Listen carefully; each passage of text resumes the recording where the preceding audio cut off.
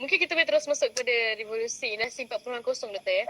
So sekarang tajuk kita pun revolusi industri 4.0 dalam era pandemik, tapi fokuskan kepada akademik. Mungkin doktor sendiri boleh cerita kepada kita definisi di sebalik revolusi industri 4.0 dari sudut umum dan juga konteks pendidikan sendiri sebab doktor kemahiran pendidikan, dan mungkin doktor boleh ceritakan sedikit sejarah sebenarnya industri revolusi industri 4.0 ni daripada 1 sehingga 3 sehinggalah ke 4. Mungkin doktor ada sedikit. Silakan doktor. Okay, Assalamualaikum warahmatullahi taala wabarakatuh. Pertama kali saya nak ucap terima kasih kepada Afika Manarina Kasim. Nama canggih ni. Asal mana Afika? Nama ayah aku biru dah. Saya asal Kelang, Selangor. Oh, Selangor. Okey. Baik, pertama kali saya nak ucap terima kasih kepada Majlis Perwakilan Pelajar kerana menjemput saya untuk membincangkan secara santai pada hari Sabtu ni topik mengenai revolusi industri 4.0 dalam era pandemik. Okey, yang pertama saya nak ucapkan penghargaan dan tahniah kepada MPP kerana membuka tajuk yang agak ilmiah ini so saya dapat bayangkan 10 tahun akan datang inilah bakal pemimpin yang membuka topik-topik hangat dan juga topik-topik semasa yang boleh dicerna oleh para mahasiswa, rakyat dan masyarakat. Tahniah sekali lagi dan terima kasihlah kerana menjemput saya. Amin. Ya, okey. InsyaAllah YB. Yang berhormat Manarina. Nak sebut pun susah. Ini nama industri 4.0.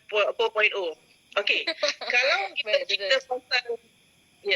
Kalau kita cerita pasal industri 4.0, secara teknikal dia memang agak teknikal lah. Kita sebab Mandarina tadi dah sound saya, kita hari Sabtu nak santai-santai. Okey, kita santai-santai je. So kalau industri tu biasanya dia dikaitkan dengan otomasi pengeluaran ataupun teknologi ataupun kalau kita nak extend lagi teknologi itu kepada teknologi robotik, ataupun yang setengah orang yang sering diperkatakan sekarang adalah berkenaan dengan big data, ataupun dalam erti kata lain dia adalah satu proses, sebab dia macam ni, industri 4.0 ini kali pertama disebut pada tahun 2011 bulan April, around April gitu di Hanover Fair. Istilah ini digunakan oleh pemimpin Jerman, untuk memajukan bidang industri teknologi. So di Jerman ni industri teknologi dia agak cepatlah, pembangunan robotik, pembuatan enjin dan sebagainya sangat advance. Jadi industri revolusi industri 4.0 ni disebut 2011 2020 agak dah 10 tahun, hampir 10 tahun 9 tahun dan sebagainya. So ya, betul. Industri 4.0 ni sebenarnya antara lain adalah intipati dia adalah penggunaan teknologi. Penggunaan teknologi kalau tahun 2019 di Jerman adalah penggunaan teknologi untuk industri pembuatan. Satu, pembuatan. Dan bila dikata teknologi, berkaitan dengan teknologi, berkaitan dengan industri pembuatan, dan dia juga ada kaitan dengan Internet of Things, IoT. Itu secara umum lah, secara teknikal dia ialah dia ada 3 keywords untuk industri revolusi 4.0. Yang pertama, cyber physical system. Saya tak naklah terangkan cyber physical system kan, you boleh Google nanti. Lepas tu yang kedua adalah Internet of Things dan yang ketiga adalah networks. So tiga keywords ni adalah mewakili industri 4.0. Okey. Kalau dalam bahasa biasa juga yang sekarang ni, kalau kita boleh bayangkan, sekarang ni kita dikaitkan juga dengan otomasi atau automation tentang disruptive. Kalau you biasa dengar, sekarang ni kita dah banyak guna GrabFood, Foodpanda, Lazada, Shopee. Itu semuanya berasaskan Internet of Things ataupun berasaskan teknologi kan, internet dan everything. So benda macam itulah. Okey, kalau dikaitkan dengan pendidikan, di sektor pendidikan, terutamanya di universiti pengajian tinggi, Institut Pengajian Tinggi, kita berkait secara langsung dengan industri 4.0 ni. Apa kaitannya? Kaitannya adalah kita kita perlu menyediakan tenaga kerja masa hadapan. Macam Manarina ni tahun berapa? Saya tahun 3. Tahun 3. Lagi setahun, adakah Manarina ni bersedia untuk masuk dalam industri 4.0 tu? So the challenge adalah kepada institusi pendidikan macam kami lecturer dan juga Manarina. Tapi kalau nak guna IG ni saya rasa Manarina dah lulus lah Saya masih lagi saya yang masih struggle. Alhamdulillah. So, dari segi pendidikan, industri 4.0 ni adalah suatu benda yang kita perlu hadapi, kita kena hadapi dan kita tak ada alasan untuk kita tak boleh hadapi. Especially sekarang ni COVID-19, PKP, sekarang kita berada di PKPP, mulanya dengan PKP, kemudian PKPB, kemudian PKPP, seolah-olah kita dipaksa untuk menggunakan Internet of Things ni. Macam hari ni kan, kita tak dapat nak bersemuka, face to face, kita gunakan teknologi untuk live. Jadi, secara tak langsung, dari segi pendidikan, tool-tool ini sangat perlu digunakan dan challenge dia adalah adakah para mahasiswa, adakah para pensyarah selari dengan hasrat industri 4.0 inilah. Kemudian dari segi sistem pendidikan, terutamanya sekarang ni di era pandemik, kita juga dipandu dengan teknologi digital. So maksudnya kita menggunakan teknologi digital ni untuk lebih interaktif dan fleksibel. Kita kalau pengajar PNP sekarang kita dah guna team kan secara live, sama ada team ataupun Zoom ataupun apa lagi Skype. Yes, WhatsApp pun ada dan sebagainya. So, benda macam tu sudah menjadi satu tools dalam sistem pendidikan. Kalau saya boleh kaitkan juga betapa pentingnya industri 4.0 ini nanti, mungkin Manarina lagi setahun nak grad. Kalau adik-adik yang lagi 4 tahun nak grad tu, mungkin challenge dia adalah bagaimana mahasiswa ini visible. Macam mana mahasiswa ini berketerampilan dalam dunia internet. Saya selalu cerita pada student saya dalam kelas, sekarang ni kita kena fikir bagaimana kita boleh visible dalam internet. Sebab orang sekarang, mungkin majikan pada masa akan datang, mereka bila dia nak cari pekerja ataupun dia nak hire new employer, dia akan tengok, dia akan Google dulu. Dia Google nama dulu. Google nama Fuad Johari. Apa yang Fuad Johari ni buat? Contohnya begitulah. Itu secara umum saja. Okey, kalau bercerita pasal evolusi. Evolusi ni panjang sikit lah. Kita start dengan evolusi 1.0. 1.0 ni evolusi dia banyak on a mechanism industri yang menggunakan contohnya kuasa wap, kemudian tenunan. Itu zaman-zaman around 1784 industri 1.0 ya, saya pun tak wujud lagi. Belum wujud lagi. So waktu itu dia lebih kepada industri yang menggunakan mekanisme yang apa orang kata pembuatan yang berorientasikan kuasa wap kan, arang batu dan juga tenunan. Itu industri 1.0. Kalau industri 2.0 dia lebih kepada mass production, assembly line, electrical energy. Ini sekitar 1870. Tapi di Malaysia, 1870 kita masih lagi dalam era kedudukan British. Tanah Melayu. Waktu itu belum merdeka waktu tu. Belum merdeka. Kalau 1786 masa tu syarikat Hindia Timur Inggeris menggunakan Kedah dan Pinang sebagai pos perdagangan. Dia punya pelabuhan, pos perdagangan. Okey. 1819 British menduduki Singapura, Pulau Pinang, Melaka dan Singapura. Di Tanah Melayu yang dikenal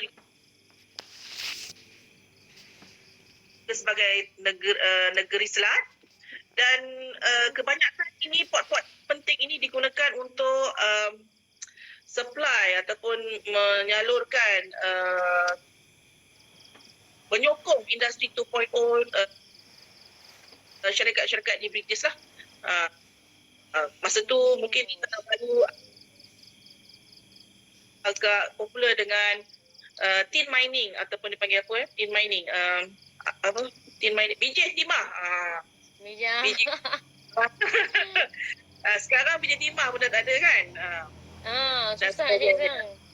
Ah, Kita tak ada, tak tahulah. ada pun. Mungkin ada tapi kita tak gali dah. Tin mining dah tak. Kita tak jumpa dah. Tak Saya gali. tertarik. Tertarik bila doktor kata kita tak boleh lari daripada IR 4.0 sebenarnya. Sebab Ya. biar nampak era pandemik kan, daripada PKP sampai ke PKPP sebenarnya dah kita secara sedar atau tak kita sebenarnya sedang masuk kepada era IR 4.0 dengan Grab Food, Grab, Ya. Food Panda. Lepas tu dari segi belajar kita dah mula berkomunikasi menggunakan MS Team, Skype, Webex dan sebagainya. Mungkin bila doktor dah tengok sebenarnya kita mungkin tidaklah sampai setahun kita menggunakan IR 4.0 ni secara orang kata secara jelas ataupun secara semuka, tapi mungkin ada pandangan doktor sendirilah, adakah berjaya ataupun tidak IR 4.0 yang dilaksanakan dalam kalangan mahasiswa dari segi akademik, ataupun sejauh mana kejayaan yang telah dicapai oleh sektor pengajian tinggi dan juga sistem pendidikan dalam menyantuni revolusi industri 4.0. Mungkin doktor ada sedikit pencerahan berkenaan dengan kejayaan kita mencapai IR 4.0 tu. Okey, kalau dari segi sejarah yang panjang, saya rasa kita berjaya lah. Kita ada kejayaan mencapai, kita touch the industry 4.0 tu. Saya rasa kejayaan yang utama sekali adalah kita telah berjaya menyediakan platform ataupun menyediakan kemudahan yang boleh digunakan dalam PNP. Itu jelaslah. Saya rasa semua subjek di USIM mungkin para pensyarah telah pun menggunakan kemudahan-kemudahan yang berasaskan teknologi, saya percaya. So saya rasa itu kejayaan utama kita lah. Walau bagaimanapun, dan saya rasa para mahasiswa juga berjaya adapt. In fact, mungkin lebih baik adapt para mahasiswa kepada teknologi semasa. In fact, masa saya berbincang dengan pelajar saya di kelas, saya kata, okey, kita akan ada buat assignment, group assignment, nanti kita akan buat meeting, kita akan buat presentation, and then they come up with ideas of presentation melalui video. Maksudnya dia akan membuat video. Saya kata that's a good initiative. Bila you membuat video sendiri untuk your presentation like 3 to 4 minutes, then you upload dekat YouTube, benda tu akan kekal. Body of knowledge, teori ataupun persembahan ataupun presentation of your video itu akan kekal di YouTube, dan dia nanti dalam 3 tahun akan datang, 4 tahun akan datang, bila you cari kerja, then your future employee akan Google, Mana Rina ni dah buat dah buat video canggih pula tu. Jadi dia buat sekali tapi impact dia tu berkekalan. So itu adalah satu impact yang sangat baik lah. So saya rasa pelajar ataupun mahasiswa yang suka kepada teknologi ataupun menggunakan teknologi itu untuk present one of dia punya presentation dalam proses pembelajaran adalah satu dia memberi impact yang jangka panjang. Dia memberi impact jangka panjang lah. Memberi impact yang baik pada masa akan datang. Walau bagaimanapun, kita juga perlu mencabar juga lah, sebab kebanyakan teknologi yang kita guna tu adalah kita sebagai pengguna lah kan. Contohnya macam GrabFood, Lazada dan sebagainya, kita sebagai pengguna. Alangkah elok ataupun alangkah baiknya kalau kita juga part of the pencipta. Macam contohlah, mungkin ada inisiatif daripada, sebab saya dapat maklumat juga ada mahasiswa yang pandai membina apps dan sebagainya. Kalau apps itu digunakan, dia boleh digunakan secara kecil-kecilan. Lama-lama dia merebak macam GrabFood dan sebagainya. That would be superb lah kan. Tapi mungkin kita perlu beri masa. Ya. In fact sebenarnya dia lah untuk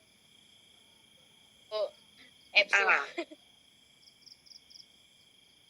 Satu lagi sebenarnya, kalau kita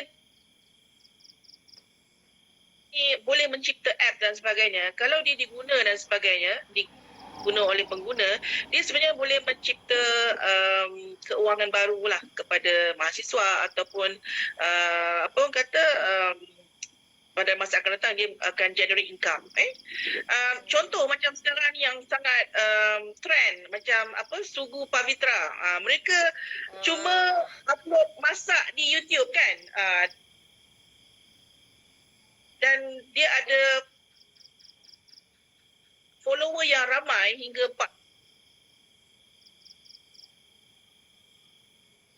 400,000 dan dia boleh create income.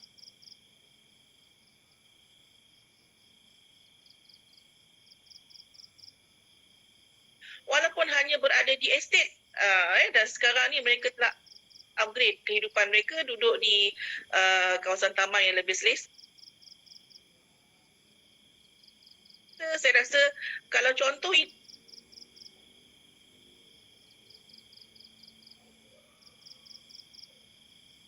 boleh dibuat oleh seorang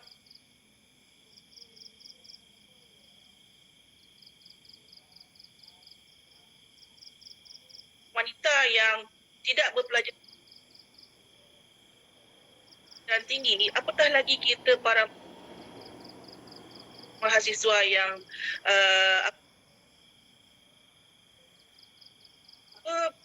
information, teknologi semua di depan mata saja. InsyaAllah, saya doakan semoga dalam 10 tahun akan datang kita ada generasi pencipta, generasi trend dalam acuan kita sendiri. Kita juga di USIM kita ada macam alumni kita, contoh macam Ustaz Hariri. Dia juga pencipta trend. Dia cipta video-video pendek 3 minit kan, untuk bagi tazkirah dan sebagainya. So kita juga kena ada satu inisiatif untuk mencipta trend, untuk meletakkan jejak-jejak kita tu. Sejak kita mahasiswa, kita letakkan jejak 1, 2, 3. Bila kita sudah bekerja, mungkin sampai masa begitu kita telah ada satu brand, ataupun kita sudah pandai memarketkan diri kita sendiri, insyaAllah. Especially kita di Universiti Islam Universiti Sains Islam Malaysia, kita ada kelebihan dari segi nakli dan akli lah. Lecturer macam ni lah, susah nak berhenti bercakap. Tak betul. Saya juga sebenarnya ramai juga saya kira yang join kita punya live ID ni merupakan mahasiswa-mahasiswa. Mungkin anda sendiri ada Aina Suha, Khairun Nabiha, Solihin, Jana Suti Kislan. Mungkin anda semua ni ada pandangan mereka sendiri berkenaan dengan IR 4.0 yang telah dilaksanakan oleh pensyarah-pensyarah berkenaan dengan kelas masing-masing. Anda juga boleh komen dan juga beri pandangan. Boleh kita sharekan nanti bersama dengan doktor bagaimana kelas dilaksanakan. Mungkin ada nanti doktor ada idea baru nak jalankan kelas bersama pelajar ni pula kan. Baik doktor, saya yelah, kita kata IR 4.0 ni kata dulu susah. Tapi sekarang ini memang jadi kenyataan dah sebenarnya. Dah ramai dah sebenarnya menggunakan aplikasi yang saya kira yang dulu kita pernah explore pun. Macam saya sendiri tak pernah pun explore MS Team tu. Tiba hari ni, macam pakar.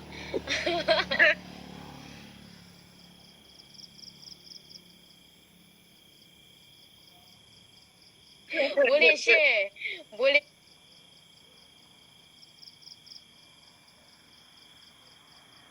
bentang dalam tu. Jadi macam-macam sebenarnya. Jadi kalau sebagai doktor sendirilah pandangan sebagai lecturer.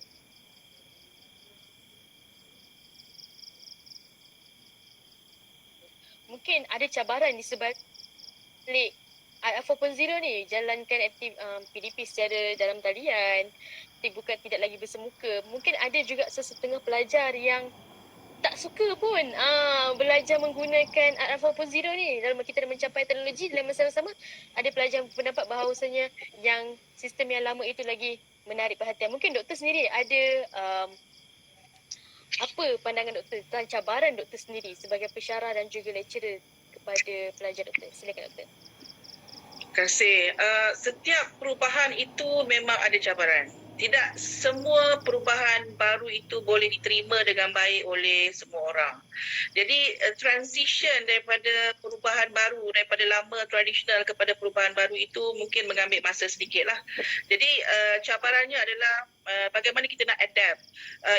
Itu cabaran tentang teknologi. Cabaran lain juga kalau saya difahamkan, ada juga student bukan dia tak suka pada teknologi ni, tapi mungkin di kawasan dia tu internet dia tak coverage tak strong kan, networking ataupun network tu tidak kuat. Jadi kadang-kadang saya faham dia boleh memberi tekanan ataupun kadang-kadang boleh give up kan. Jadi cabaran-cabaran tu mungkin dari segi technical, dari segi internet sendiri, dan juga kadang-kadang dia boleh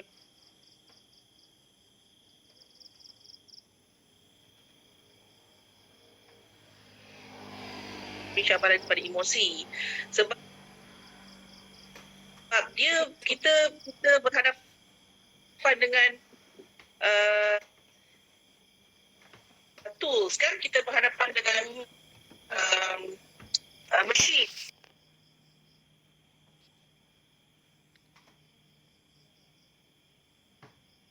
Kita berhadapan dengan kita berhadapan dengan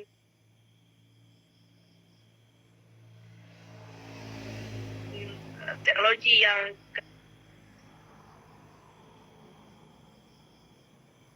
kadang-kadang kita tak boleh nak kontrol.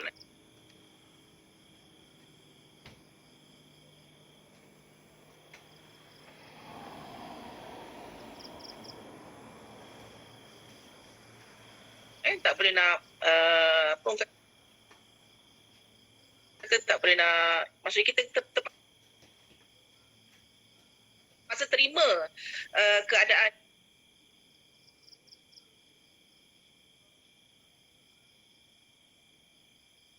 yang seadanya di tempat kita. Jadi cabaran itu memang ada.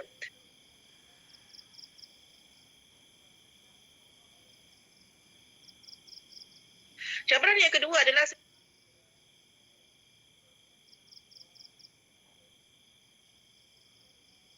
rasa adalah dari segi kemahiran, macam mana kita boleh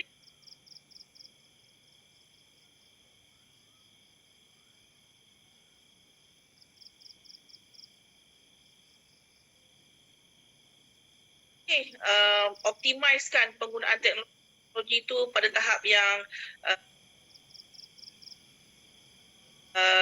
yang baik lah. Mungkin ada setengah orang menggunakan teknologi hanya untuk pengajaran sahaja, ataupun setengah orang mungkin menggunakan teknologi untuk video presentation sahaja, ataupun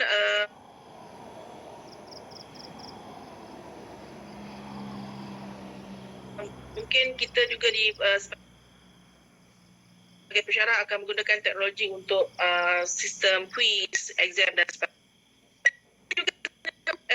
Itu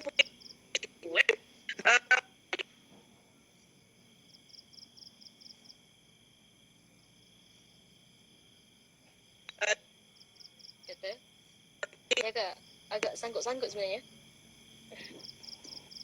tersangkut sikit dia. Okey, sekarang dah jelas sikit. Nampak muka doktor comel doktor. Sangkut sikit dia. Tak apa. Tadi itu pun masalah teknikal, cabaran sebenarnya, cabaran. Ya, betul. Itu antara contoh cabaran tu. Memberikan contoh yang tepat sekali tentang cabaran. Okey. Kemudian cabaran yang seterusnya adalah kalau you biasa dengan Microsoft tu dia ada satu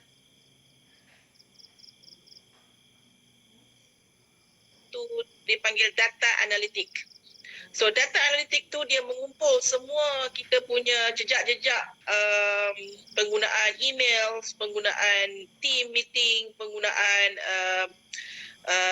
chat dan sebagainya. So kat situ, kalau kita lihat kat situ, kita dah boleh membuat kesimpulan tentang bagaimana kita menggunakan teknologi berasaskan pengumpulan data daripada analitik itu sendirilah.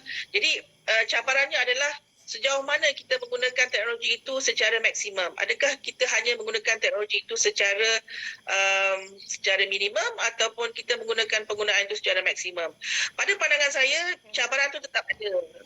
Cuma adalah bagaimana kita adapt cabaran tersebut. Cabaran ini kalau kita boleh kenal pasti dan kita tahu macam mana kita nak menghadapinya ataupun kita macam mana kita nak menangani cabaran, saya rasa kita boleh pergi jauh. Jadi cabaran itu memang perlu, memang ada, perlu ditangani dan juga kita perlu melangkah setapak lebih lagi untuk ke hadapan, especially para mahasiswa. Jadi semangat dan juga sokongan daripada rakan-rakan, pensyarah dan juga saya rasa kesungguhan itu perlulah juga untuk menghadapi cabaran yang kita akan hadapi lah. Betul. Okay, Doktor, saya ada satu soalan daripada penonton kita. Mungkin saya boleh raikan dulu soalan daripada beliau, daripada Nazirul 07. 07 tu hari lahir ke? Okey. Adakah pasca COVID-19 merupakan turning point di Malaysia untuk terus merancakkan lagi IR 4.0? Adakah pandemik ataupun COVID-19 ni sebenarnya turning point di Malaysia? Mungkin doktor ada penjelasan sedikit. Silakan doktor. Ya, kalau kita berfikir bahawa pandemik itu adalah sebagai suatu yang cabar ataupun ujian yang kita perlu tangani dengan baik, saya rasa penggunaan teknologi dan revolusi 4.0 adalah satu turning point lah. Maksudnya kita positif. Tapi kalau kita anggap cabaran COVID-19 ini sebagai suatu ujian yang musibah yang menghukum dan kita pun tak buat apa-apa, kita negatif tentangnya dan kita rasa kita tak berubah, kita tak pergi mana, kita tak berubah pun. Sebenarnya cabaran-cabaran ni kalau kita dapat tangan dengan baik, kita boleh pergi jauh sebenarnya. Kadang-kadang Tuhan uji kita, beri cabaran sebab dia nak tengok kesabaran kita. Daripada kesabaran kita dan dia nak kita berfikir lebih. Bila kita berfikir lebih, jadi kita gunakan apa yang ada dan sebenarnya kita boleh pergi jauh lagi. So, kadang-kadang cabaran itu perlu. Macam contohnya, apa yang berlaku sekarang ni, study from home ataupun kami para pensyarah work from home. Mungkin 10 tahun akan datang, study from home and work from home ada satu benda yang normal, benda yang perlu. Jadi adakah mahasiswa kita ni bersedia untuk work from home? Gig economy adalah benda yang biasa kita dengar. Jadi gig economy adalah satu yang berasaskan freelancing. Maksudnya macam ni, kita ada kepakaran dan kita boleh offer kepakaran kita satu dunia. So adakah kita bersedia untuk menawarkan kepakaran kita untuk diguna satu dunia. So penggunaan teknologi lah adalah satu avenue untuk kita garap gig ekonomi supaya sebagai kita boleh memberi kepakaran kita ataupun kita boleh buat banyak job, freelancing everything melalui penggunaan teknologi. Kemudian sekarang ni kalau kita pasal business online, e-marketing, benda tu adalah suatu yang normal. Adakah para mahasiswa kita bersedia? Adakah mahasiswa kita boleh adapt dengan e-business, e-commerce dan juga business online dan sebagainya. So itu adalah satu turning point kalau kita anggap ia sebagai suatu cabaran yang positif. Tapi kalau kita negatif, kita kata alah internet lembab lah, tu tak boleh lah, teknologi tak boleh lah, handphone tak canggih lah. Tengok contoh Sugu Pavitra tu je. Dia guna handphone yang biasa-biasa. Dia ambil video, dia letak dekat YouTube, ada follower dan penggunaan bahasa dia bahasa Melayu yang sopan. Dan itu telah menarik minat ramai follower. Maksudnya, siapa kata penggunaan bahasa Melayu tak boleh pergi jauh? Siapa kata penggunaan bahasa Melayu tu dia punya follower limited. So, Sugu Pavitra memberikan contoh seorang India, seorang suri rumah, bukan mahasiswa. Seorang suri rumah berjaya. Ya, seorang rumah yang berjaya yang boleh membuktikan penggunaan teknologi walaupun dengan modal yang sangat minimum, dia boleh pergi jauh insya-Allah. Contoh depan mata lah. Saya tertarik sebenarnya bila kita cerita pasal suri rumah pun berjaya untuk masuk ke IR 4.0. Ini membuktikan bahawasanya IR 4.0 itu milik semua orang. Dan saya masih berbalik pada kalau kita fikir negatif, maka negatif lah jadinya. Jadi kalau kita tengok sekarang, sebenarnya mahasiswa, kalau doktor sendiri pasal mahasiswa kini dah mula berniaga online. Dah jadi ejen tu, ejen ni, jadi bisnes yang macam-macam. Saya tertarik dengan Solihin 2422 dia kata disebabkan COVID ni, IR 4.0 menjadi lebih matang sebab semua terpaksa menggunakan teknologi. Dan ini juga memberi efek kepada pembelajaran dan efek juga kepada industri bila nak bekerja nanti. Yang betul sebenarnya. Saya setuju sebenarnya pandangan daripada Solihin 242 ni, 2422. Ada juga, saya bacakan sedikit ya doktor. Daripada Hadul Wahid. Betul. Semasa fasa e-learning inilah mahasiswa perlu belajar dengan memanfaatkan IR 4.0 dengan baik. Perlu teroka kemahiran teknologi dan strategi penggunaannya. Ya betul, saya setuju yang dia bila kita terpaksa explore lebih daripada 2 aplikasi untuk belajar sebenarnya. Saya dah explore Skype, MS Teams. Saya percaya doktor pun sebenarnya dah cuba bermacam-macam aplikasi untuk berkomunikasi dengan pelajar-pelajar doktor untuk hantar assignment dan sebagainya. Bila lagi kita tengok sekarang ni tiada final exam. Doktor sendiri, subjek doktor ada final exam ke ataupun sudah dimasukkan menjadi assignment? Saya ada 2 subjek, satu ada final, satu tak ada final. Oh, mungkin final nanti pun kita boleh tengok macam mana final jalankan menggunakan IR 4.0 doktor ya. Final pun 30% je, tak banyak. Dan kita menggunakan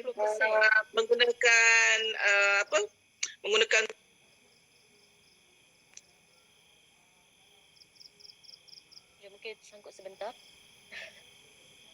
Betul je. Menggunakan cabaran. Goals juga. Adalah aplikasi menuju ke IR 4.0 daripada USIM.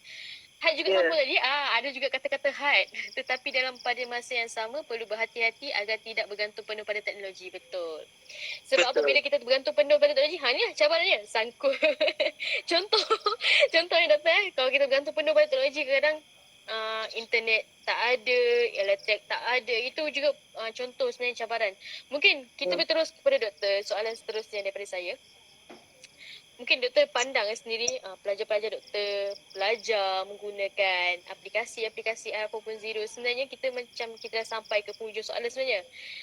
Apa harapan doktor kepada pelajar-pelajar ni? Adakah supaya sampai tingkatkan lagi ilmu berkenaan dengan IR 4.0 ni, ataupun cukuplah sekadar menjadi orang biasa-biasa sahaja? Mungkin doktor ada harapan ataupun pandangan doktor sendiri ataupun ucapan ataupun peringatan, nasihat kepada pelajar-pelajar mahasiswa yang berada pada live kita pada hari ini. Silakan doktor. Okey, dari segi ekonomi ataupun krisis ataupun ujian tu dia akan berlaku setiap tahun. Kita ada 1975 tentang oil shock ataupun kejatuhan harta getah. Kemudian kita ada 1997 ekonomi krisis, currency krisis.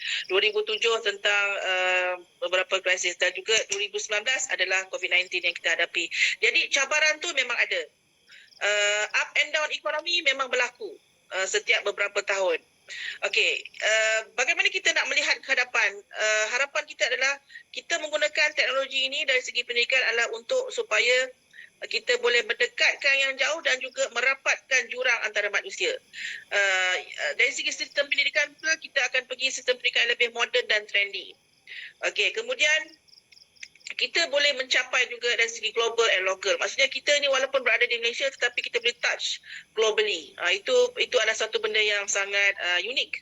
Kemudian yang ketiga, pada saya harapan saya adalah supaya kita kena bijaksana dan balance lah, seperti mana tadi yang bagi komentar, kita kena balance. Jangan terlalu ekstrim pada suatu perkara. Itu saya setujulah.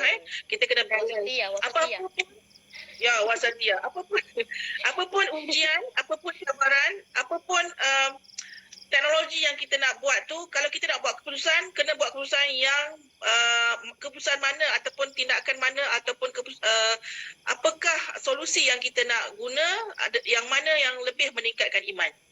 Itu kena kita punya guideline. Apa-apa keputusan mesti adakah ini meningkatkan iman ataupun mengurangkan iman. Kalau teknologi itu boleh meningkatkan iman, go on. Teruskan.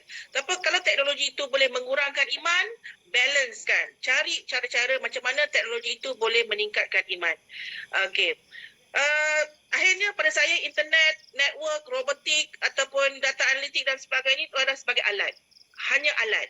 Manusia tu harus menggunakan alat tersebut dengan panduan daripada syariah lain, balance. Itu yang saya kata tadi, apa-apa pun yang kita nak buat decision, kita punya decision mestilah yang mana meningkatkan iman.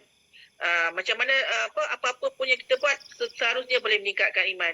Dengan IG hari ini dia boleh meningkatkan lagi keyakinan kita, motivasi dan kemudian meningkatkan keimanan kita untuk lebih belajar dan belajar. Orang yang belajar itu dipelihara Allah. Orang belajar itu dicintai malaikat, dilindungi malaikat dan juga sentiasa akan meningkatkan imannya daripada hari ke hari. Ya, Doktor, saya kira ada satu yang menarik perhatian saya sebab ada satu soalan, tiba-tiba soalan Doktor daripada Izzat 018. Revolusi Industri 4.0 akan mewujudkan job creator terutama kepada bakal gaduan ke? Dia tanya. Industri 4.0 ni job creator kepada masa hadapan. Sebab kita tengok sekarang ni pandemik, ramai yang hilang kerja. Ramai yang sudah mula menganggur. Orang kata gaduan-gaduan yang bakal datang akan mengalami masalah yang sangat teknikal sebenarnya. Mungkin sedikit saja daripada Doktor sebelum kita mengakhiri kita punya live pada hari ini. Adakah job creator ni akan memberi job, akan jadi job kita pada masa depan? Silakan Doktor. Ya, betul. Insiden pengangguran mungkin akan berlaku dalam 2-3 bulan ataupun tahun hadapan mungkin pengangguran akan berlaku. Jadi kalau itulah cabaran yang kita akan hadapi, kita kena bersedia. Kita tak boleh nak expect kita akan mengharapkan kepada majikan untuk hire kita. Mungkin sekarang ni pun during pandemic banyak bisnes yang agak mencabar juga sebab orang kata dengan norma baharu tu new business tidak boleh dijalankan dengan baik. Jadi IR 4.0 adalah satu avenue yang sebagai satu avenue untuk kita create opportunity. Kita kena cipta peluang. Bagaimana kita boleh mencipta peluang baru untuk kita menjadi job creator pula pada masa akan datang. To create a job, sebenarnya pakar-pakar teknologi ataupun ramai usahawan yang berasaskan teknologi itu adalah dari kalangan mahasiswa yang muda-muda. Mereka tak perlu kata tunggu dah tua baru nak buat bisnes. Jadi bila ada peluang, you boleh guna teknologi. If you can create job, why not? So, IR 4.0 adalah satu avenue untuk create job. Saya setuju insiden tu dan kalau boleh, kalau kita ada inisiatif, boleh buat satu program yang baru untuk diguna oleh masyarakat umum. Saya rasa itu adalah satu inisiatif yang bersifat fardu kifayah sebenarnya. Orang Islam kena create job. Kalau tak ada orang Islam yang create job, saya rasa itu menjadi satu kedosaan besar kepada seluruh masyarakat Islam. So, saya setuju dengan statement itulah. Saya tertarik dengan tadi ada pesanan Doktor supaya kita membuat apa-apa mestilah berkenaan dengan iman, meningkatkan iman sebenarnya. Itu salah satu benda yang menarik sebenarnya sebagai kita sebagai seorang umat Islam, bukannya pelajar USIM. Kita sebagai umat Islam, pelajar USIM apa? Kan? Kita umat Islam, kita mestilah bergantung penuh pada ilmu nakli dan akli dan juga create opportunity. Mungkin Doktor, mungkin setakat itu sahaja perbincangan kita. Tapi Doktor, saya tertarik untuk nak tanya Doktor saya soalan ni. Boleh. Doktor rindu tak dengan pelajar-pelajar doktor ni? Of course. Tak nak dah pandang dah. Dengar tu. Mahasiswa lecturer sangat menyayangi anda. Mereka sangat rindu-rindukan anda. Sangat nak jumpa. Kalau jumpa tu rasa macam nak peluk cium rasa. Doktor. Betul. Sebab secara mana pun teknologi, dia tak sama dengan human touch. Kalau yelah biasa kita di kelas-kelas berseluruh kan, kita orang kata face to face, itu satu nikmat yang ditarik jugalah sebenarnya. Kita kena akui bahawa nikmat berhadapan dengan para pelajar tu ditariklah buat masa seketika ini. So maksudnya Allah mungkin nak kita rasa sabar, sebab dengan kesabaran itu kita akan rasa lagi nikmat yang lain. Jadi apa-apa pun kita kena fikir bahawa kita perlu meningkatkan iman lah. Jadi berpisah sementara kita antara lecturer dengan student tu adalah untuk meningkatkan iman dan meningkatkan kesabaran, insya-Allah. InsyaAllah. Yang kata bila dah jauh ni makin lama makin meninggi rasa sayang. Mungkin itulah kot rasa yang Allah nak bagi kepada kita sebenarnya. Ya insyaAllah. Allahu Akbar. Hebat sebenarnya. Pandemik ni sebenarnya macam-macam kita belajar sebenarnya. Baik. Terima kasih kepada Dr. Fuadah ni kerana sudi meluangkan masa bersama saya. Segala salah nasihat saya mohon maaf. Segala gurauan.